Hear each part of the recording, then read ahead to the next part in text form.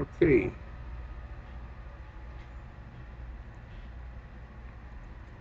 let's see. Here's an interesting article here. Italy's coronavirus victims face death alone, with funerals postponed. As morgues are inundated, coffins pile up, and mourners grieve in isolation. This is the bitterest part. And they show a picture here of a coffin being put into a van. Undertakers at the cemetery in Bergamo, Italy on Monday. So this is written from Rome. At around midnight on Wednesday, Renzo Carlo Testa, 85, died from the coronavirus in a hospital in the northern Italian town of Bergamo. 5 days later, his body was still sitting in a coffin, one of scores lined head to toe in the church of the local cemetery, which is still itself closed to the public. His wife of 50 years, Francella, would like to give him a proper funeral, but traditional funeral services are illegal throughout Italy now, part of the national restrictions against gatherings and going out that have been put in place to try to stem the spread of Europe's worst outbreak of the coronavirus. In any case, she and her sons could not attend anyway because they are themselves sick and in quarantine. It is a strange thing, Mr. Stefanelli, 70, said, struggling to explain what she was going through. It's not anger, it's impotence in the face of this virus. The coronavirus epidemic raging through Italy has already left streets empty and shops shuttered as 60 million Italians are essentially under house arrest. There are the exhausted doctors and nurses toiling day and night to keep people alive. There are children hanging drawings of rainbows from their windows and families singing from their balconies. So here's a page here. A death notice for Renzo Carlo Testa appeared on Friday in a local paper, L'Eco di Bergamo. But the ultimate metric of pandemics and plagues is the bodies they leave behind. In Italy, with the oldest population in Europe, the toll has been heavy, with more than 2,100 deaths, the most outside of China. On Monday alone, more than 300 people died. That's just on Monday. And the bodies are piling up in the northern region of Lombardy, especially in the province of Bergamo, with 3,760 total cases reported on Monday, an increase of 344 cases from the day before. According to officials, it is at the center of the outbreak. Hospital morgues there are inundated. Bergamo's mayor, Giorgio Gori, issued an ordinance that closed the local cemetery this week for the first time since World War II, though he guaranteed that its mortuary would still accept coffins. Many of them had been sent to the Church of All Saints in Bergamo, located in the closed cemetery, where scores of wax wooden coffins form a macabre line for cremations. Unfortunately, we don't know where to put them, said Brother Marco Bergamelli, one of the priests at the church.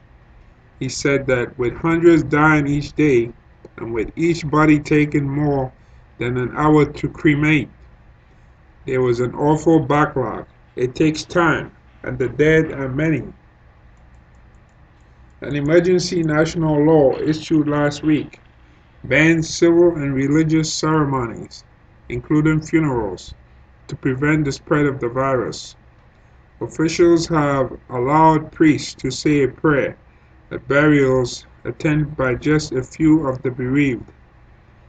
In his brief prayers to family members who often wore masks, Brother Marcos said that he tried to give consolation and hope and urged people to be close, if permitted, to those who were alone.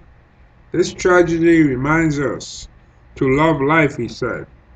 In the nearby village of Zogno, the local priest has decided to ring the death knell just once a day to keep from ringing it all day long. In another town, Casa Pustalengo, the Reverend Pierluigi Leva said believers were taking the absence of funerals especially hard.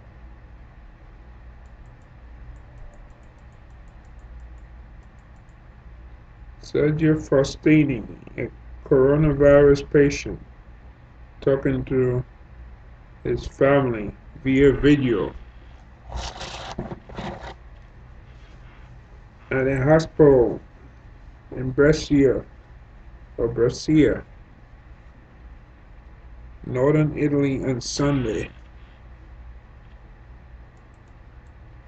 Family can't even come to the hospital to see people. Family members are spirited away and because of the danger of contagion, often die in the hospital isolation without any family or friends around. Local associations in the northern city of Brescia have started collecting donations of tablet devices to give to hospitals so that coronavirus patients can stay in touch or say goodbye to their families back home. Mr. Tester's death notice appeared on Friday in a local paper, Lecco di Bergamo. The paper usually has a single page of death notices. On Friday, there were 10 pages, and the rest was dedicated to the virus devastating Bergamo. For us, it's a trauma, an emotional trauma, said Alberto Sarasoli, who edits the paper. These are people who die alone and who are buried alone. They didn't have someone hold their hand, and the funerals have to be tiny with a quick prayer from the priest. Many of those close relatives are in quarantine. Giorgio Vallotti, the mayor of nearby Siena, died last Friday. He was 70. His son Alessandro said that 90 people died the same day in Bergamo's main hospital. See that? 90 people in one day died the same day in the same hospital. Think about that. The virus is massacring this valley. Every family is losing someone dead to them, he said. In Bergamo, so many bodies are piling up, they don't know what to do with them. I tell you, when I went in the VA hospital years ago, I remember going down to the morgue. The first time I went there, somebody had called from one of the other floors. I believe it was the medical floor, where they had the ICU. unit. They have the MICU, like medical ICU, intensive care unit. And there was this little Chinese nurse, and she needed to take the body down there. So I went up to the floor and I met her and accompanied her down the elevator down to the basement of the mall. And we opened the room up and you see these refrigerators and so forth and these different stacks you could put the body, and the body that we brought in was in a gurney, so you can lift it. You can adjust the height, so you could pull like the tray or what have you out, and then you adjust the gurney, so you lift it up to a position where you could just roll the body on. See, and you roll the body in, and then close the refrigerator door back. And I don't think there must have been more than 10 of those in there. I mean, like with like maybe probably you could put 10 bodies or so forth. It's not really set up for a lot. So my point is, here is this hospital. In one day you have 90 people who died in the same day in the same hospital. So there was no way you can have refrigeration. No hospital is set up to have 90 different corpses or bodies being refrigerated in the morgue. Yeah, so that's really something, and that was quite an experience. Me going down with that nurse um, into the morgue. That was really my first time in the morgue. It's not a place you really want to be alone. But I did have to end up going back because you know the the truth is, sometimes a woman will take advantage of men if you're strong or you look strong or you look big. And of course, the call came again some other time, but this time I went alone and I took the gurney down by myself. But that's another story for another time. So here we are in Fiobio, a small village outside Bergamo. An ambulance came to collect Luca Carrara's father, 86, on Saturday. On Sunday, another one came for his mother, 82. Mr. Carrara, 52, couldn't visit them in hospital and stayed home in quarantine, where he has begun showing symptoms of the virus. On Tuesday, his parents died. Their bodies are held in the hospital morgue, awaiting cremation. So here's a picture here, hearse drivers outside the cemetery in Bergamo on Monday. All these men dressed in black driving hearses to pick up bodies. What a scene. I am sorry that they're still there, he said, still alone. Luca di Palma, 49, said his father, Vittoria, 79, died on Wednesday night, and that the funeral home he called told him that they had no space for the body. Instead, they delivered to his house a coffin, some candles, a cross, and a mortuary refrigerator, so that he could lay his father out in the living room. He said nobody came to pay respects out of fear of contagion, though his father had died before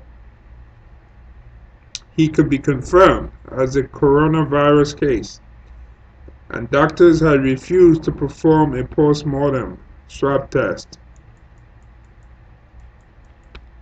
I guess the doctors figured, well, look, the man is 79 years old. We're not even going to bother to do an autopsy. We just gonna declare it coronavirus, and that's it. Coronavirus victim. On Saturday, Mr. De Palma followed a hearse carrying his father's body to a cemetery in Bergamo, where a caretaker led them in and locked the gates behind. A priest arrived to offer a brief prayer over the hearse. His trunk lifted. Mr. De Palma said his father wanted to be cremated, but the wait was long. Painful, he said. In a country where many learn in school about the dreaded monati, who, preceded by the ringing of a little bell, receive, retrieve corpses on carts during the 17th century Milan plague, the amassing of dead bodies seemed out of another time.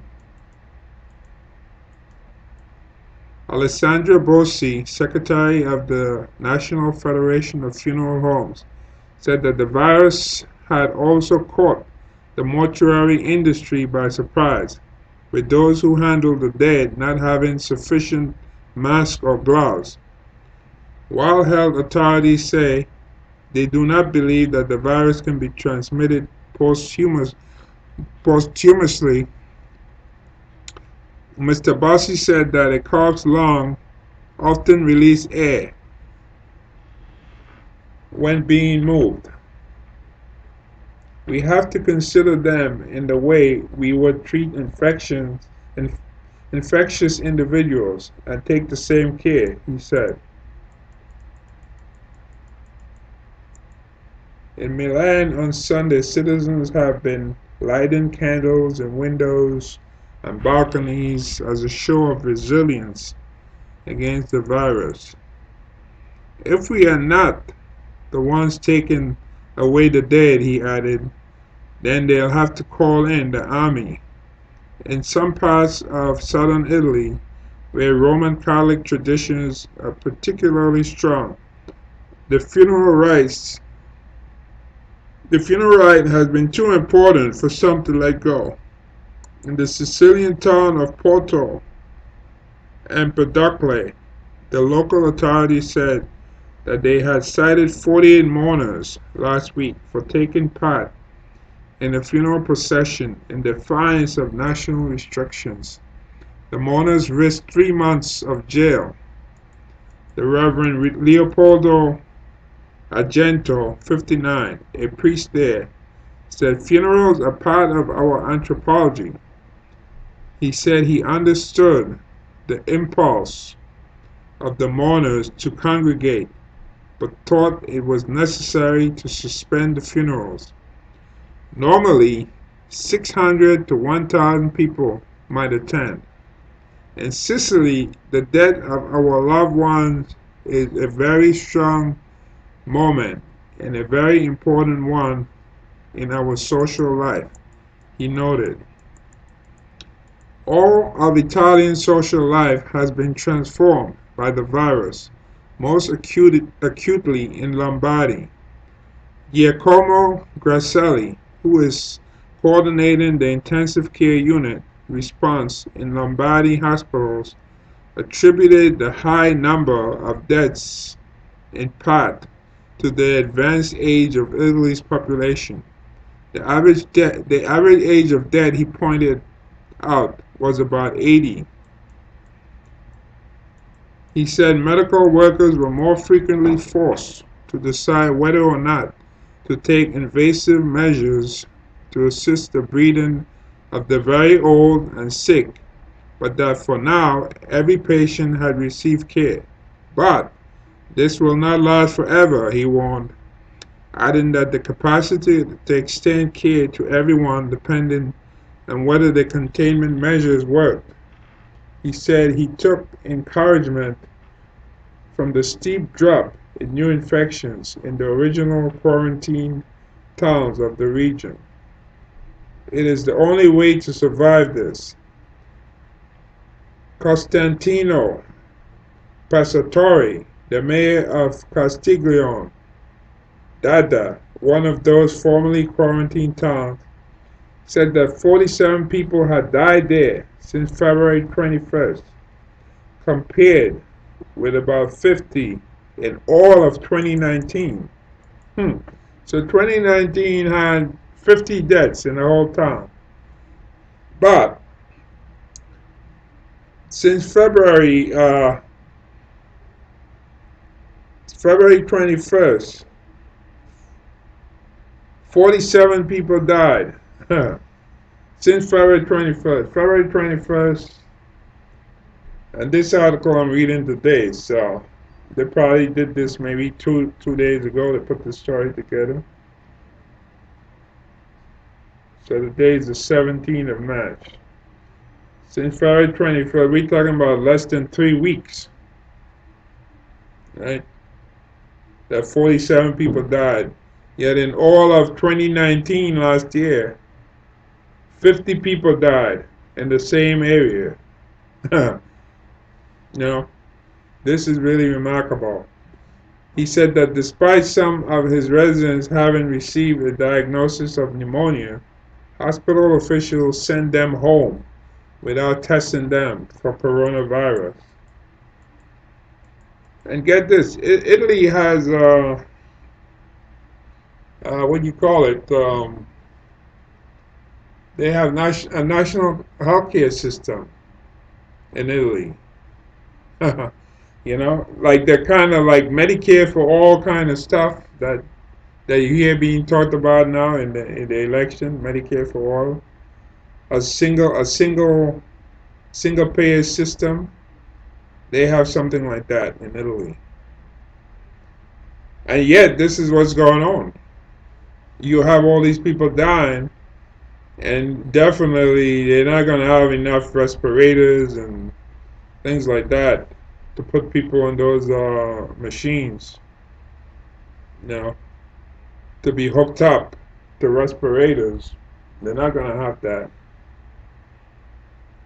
So one has to consider, be careful what you ask for.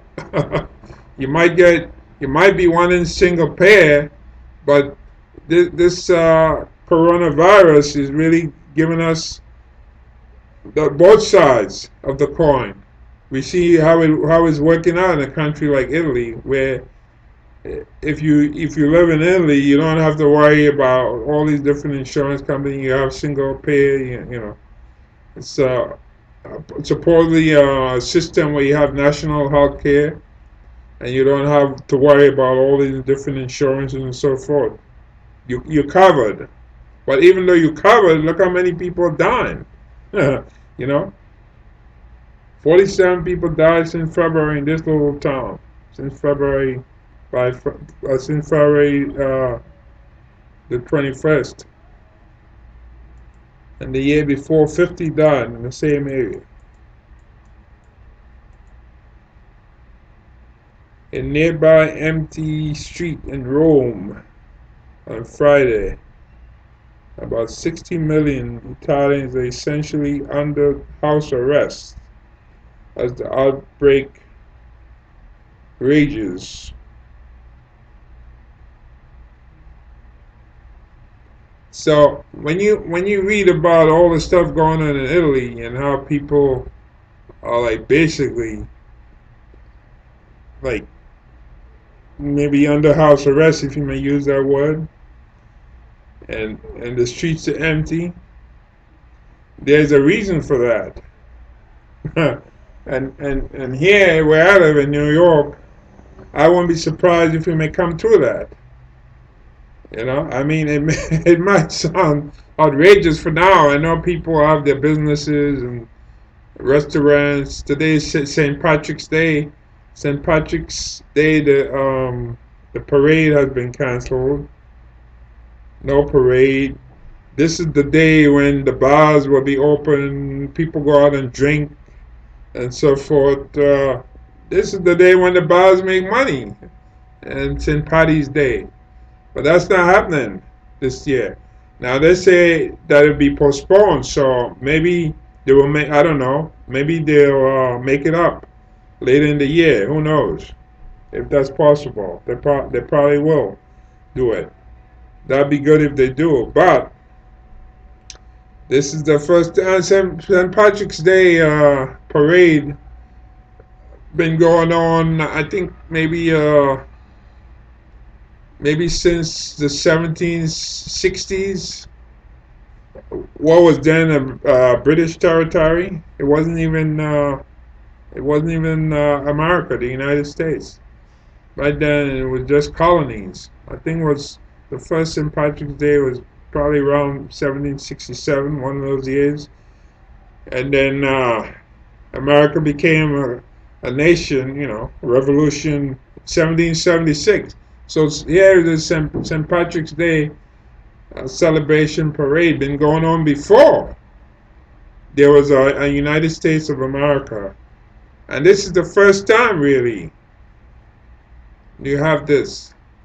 This is the first time that they had to cancel. During World War II, supposedly they had it going on. You know, that wasn't an issue during World War II. Even then, people had parades during that time. But this virus is really something. It's an invisible enemy. It's not like the Nazis that you can see coming after you, coming at you. It's not like that at all. Oh, the Japanese back then, you know, in the Far East. This is different. So in Bergamo last week, when an ambulance arrived at Ms. Stefanelli's apartment for her husband, both were in bed with fevers. Three nurses entered and took Mr. Tester to the hospital and left her. That was the last time she saw him. 4 days later, he was dead. She said that she hoped his body could be kept in the Bergamo church until she and her children were released from quarantine and able to attend a funeral. Right?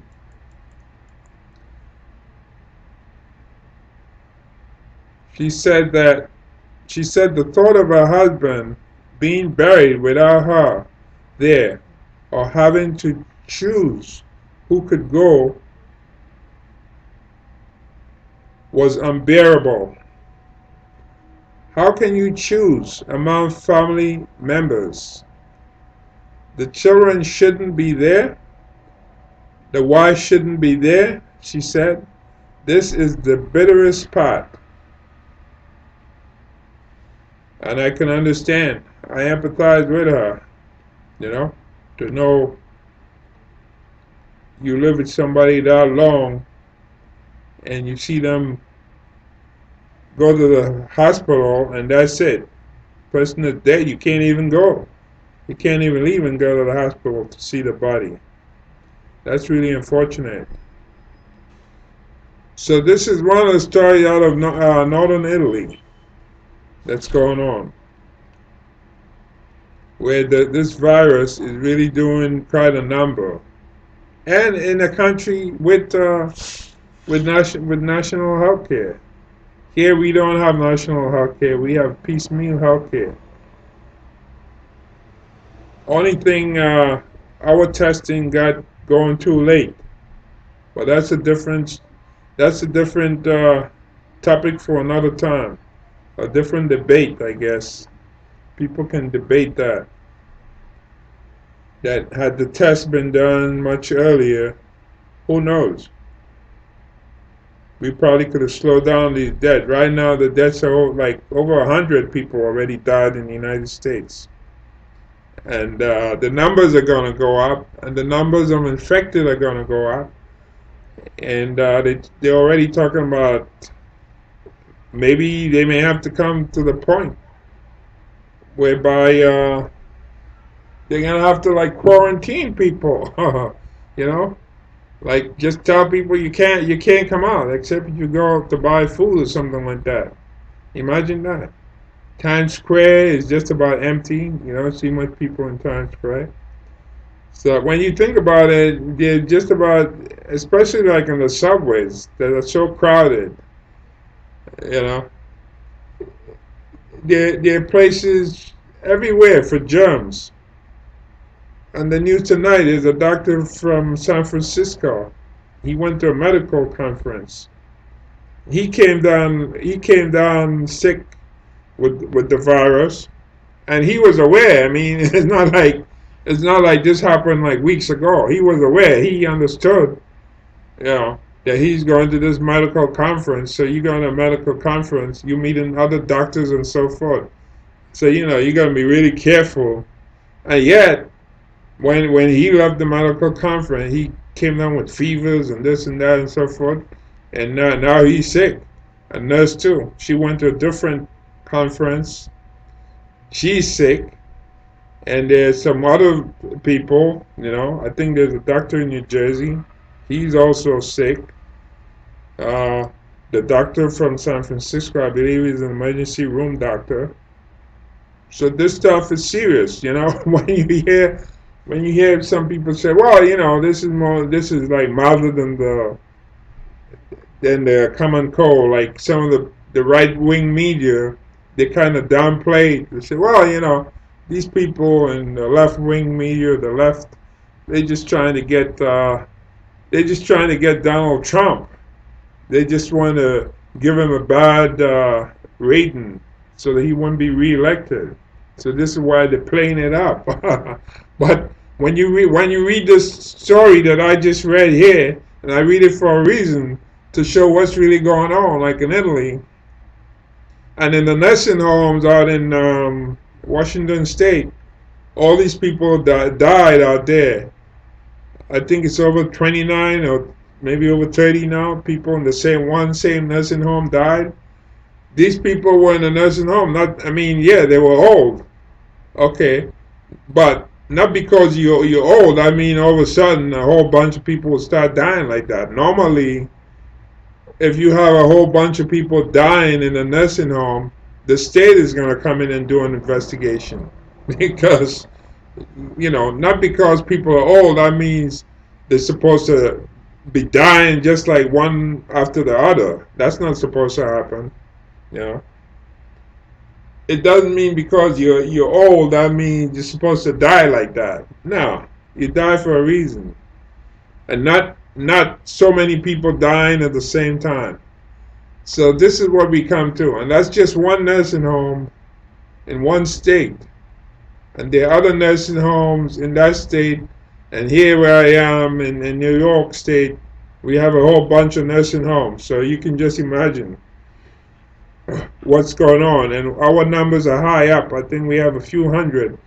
And just like maybe last week, we didn't have any, or like maybe 2 weeks ago, we didn't have any here at all in the state of New York and in the city of New York. We didn't have any. And all of a sudden, we have like 3 people dead already in New York City. So, like I said, this is going to get worse before it gets better. And the last thing you want to do is to inundate the hospital system. That's why they say they want to try and flatten the curve. That curve that goes up like that, where you have so many people, they want to bring the curve down.